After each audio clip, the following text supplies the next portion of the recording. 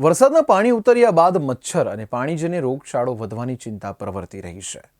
રાજ્યના આરોગ્ય વિભાગના ઉચ્ચ અધિકારીઓ દ્વારા વિડીયો કોન્ફરન્સથી સૂચનો આપ્યા બાદ પાલિકાનો ઢીલી નીતિવાળો આરોગ્ય વિભાગ દોડતો થઈ ગયો છે। સર્વેમાં મચ્છરના બ્રીડિંગ મળતા 15 દિવસમાં મલેરિયાના કેસો વધવાની ચિંતાથી તંત્ર દોડતું થયું છે। ઝાડા ઉલટી, મલેરિયા, કમળા જેવી બીમારીના દર્દીઓ હોસ્પિટલમાં હાલ સારવાર લઈ રહ્યા છે। વડોદરા શહેરમાં હાલ પાણીજન્ય રોગચાળાના કારણે ઠેર ઠેર લોકો માંદગીમાં સપડાઈ રહ્યા છે। ખાસ કરીને પાણીજન્ય રોગચાળાના કારણે વડોદરા શહેરમાં ઝાડા ઉલટી, મલેરિયા, કમળા જેવી બીમારીના કારણે લોકો હોસ્પિટલમાં સારવાર લઈ રહ્યા છે। ત્યારે વડોદરા શહેરના ચેપી રોગ દવાખાનામાં પાણીજન્ય રોગચાળાના કારણે રોજના 100થી વધુ દર્દીઓ સારવાર માટે આવી રહ્યા છે।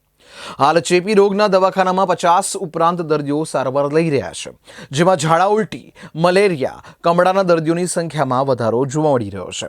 જો પાણીજન્ય રોગોથી બચવા માટે ઉકાળેલું પાણી પીવું જરૂરી છે।